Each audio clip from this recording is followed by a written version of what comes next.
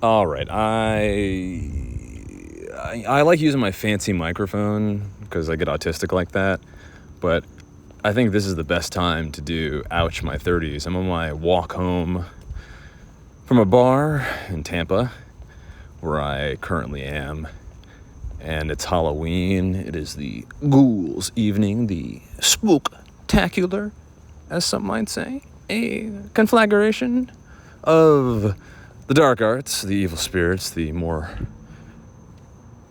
questionable aspects of our psyche. They become manifest, and we allow them to surface for one evening, and one evening alone. We embrace our dark side.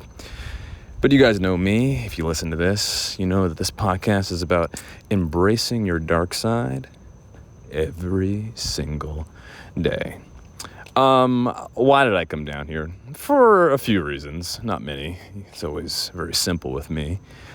And now that I'm here, with most things, I get very excited about something, and then like 2 weeks later, I'm like, I don't know, man. I don't know what I'm doing. And I'm in that morose stage right now. When I do travel, when I do get out of my layer of upstate New York, of Pleasant Valley, when I can control all the variables, when I leave that ability to control the variables, my neuroses, my disease, anxiety, depression, whatever it is, and I'm beginning to take it more seriously now, becomes amplified. And it happens without fail. It's like I'm living the exact same life, doing the exact same things, but because I'm out of my comfort zone, the threat, my mind perceives threat so much more acutely, and the reality in which I inhabit becomes more terrifying. It's hard to describe verbally. Well, do it, Duval, it's your job. Like, fear of, there were like a bunch of ants in my food. I ordered food, left it on the table, and obviously this place is insect-ridden. And, I went back to my bowl of my like poke bowl, and it was like all these ants were over it. And they were real ants. This wasn't me having a psychotic episode. They were actually there. And, so I'm like staring at them, and I was like, ugh, you just get grossed out by that. But like, were I back home? But then my brain creates this little narrative of like, oh my God, you have like a fucking Amazonian jungle disease, and whatever.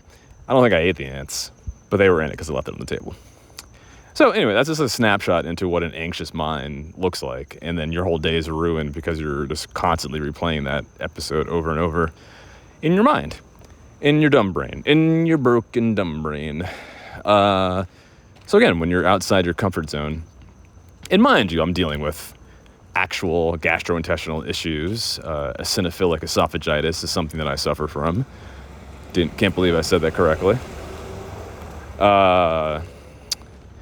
And it's like an inflammation of the esophagus. It's narrowed my throat. It's made it difficult to eat certain foods, a lot of foods, and I've lost 20 pounds. So again, all these problems become heightened when you're kind of like living freewheeling like a Rolling Stone out of a suitcase and a fucking 2015 Lexus, and that's your home.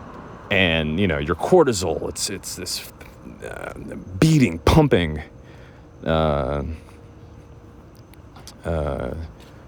mechanism for survival that your body is like, yeah, we usually save this for like war, or like when we were like nomadic beast people 60,000 years ago. Not like you're just lost driving across the country all the time.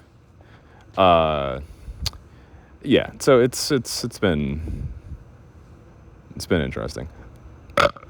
It's burping, walking. But plenty of good, I'm hitting up the mics, dusting off the cobwebs of stand-up. And, it's an interesting scene. It's Florida. It's a little lawless. A lot of incest and bestiality jokes, as well I expected. And, man, I don't know. I'm lonely. And I say that in a guarded way, with the caveat of I'm not I'm alone, but I'm not lonely, which is like, no, I'm alone and I'm lonely. And it's just fascinating to look at the evolution of your friendships and relationships in your life.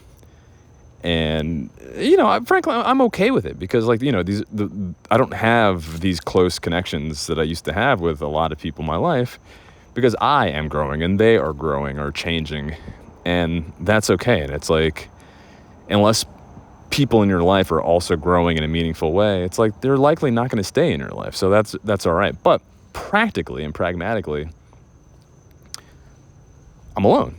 It's like, there's just, you're 37 chasing the dream of being an author and comedian. It's like, and that's your sole focus, and you prioritize that above all else. Yeah, you're unless you're around other people who are also doing that, which I'm not, there's going to be dissonance with most people that you encounter. It's like most of the women that I come across are very fixated on, fixed outcomes, specific situations. And like, I'm not against those inherently, but like, I don't believe that you can categorize love or segment. I wrote down at the bar I was at, segmentation. We're all about segmenting one another now. When the internet first came about, it was this information superhighway that you could surf, and you could explore and discover. But now it's become this series of gates and levees that sort of lock you into a certain reality. And people, because we use this mechanism, this internet, this tool all the time, think that they can do that in real life with real people, where it's like, well, if I can just check these okay, you're looking for this relation, okay, you went, all right, okay, you'll do, you're good enough. And like that, my friends, is not interesting. And some people don't want interesting. Some people just want safety and something they can rely on. And after the past, really 20 years, but, more acutely the past, 5, I have sympathy for it, but that's not an interesting life. And I don't want to be laying on my deathbed when I'm 78. I'll give myself that. Being like, well, it was good enough. It was good enough. But, I understand why people get scared. And they want something that they can rely on. So here I am in Tampa, Florida, with the lizard people, with the lowlanders, the people who, I think, they don't want the ordinary, they don't want the expected. They're still interested in something odd and weird. And, where I was in the north, not a lot of time to be freewheeling it. So, I don't know. That's the best update I can give you guys right now. Just a wandering man working on himself, trying to do better.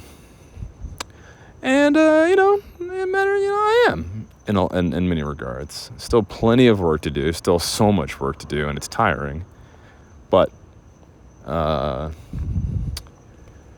it's better than what I was doing, I guess. Right? All right, diatribe over. Hope you guys are doing all right. Time to go watch Miami Vice.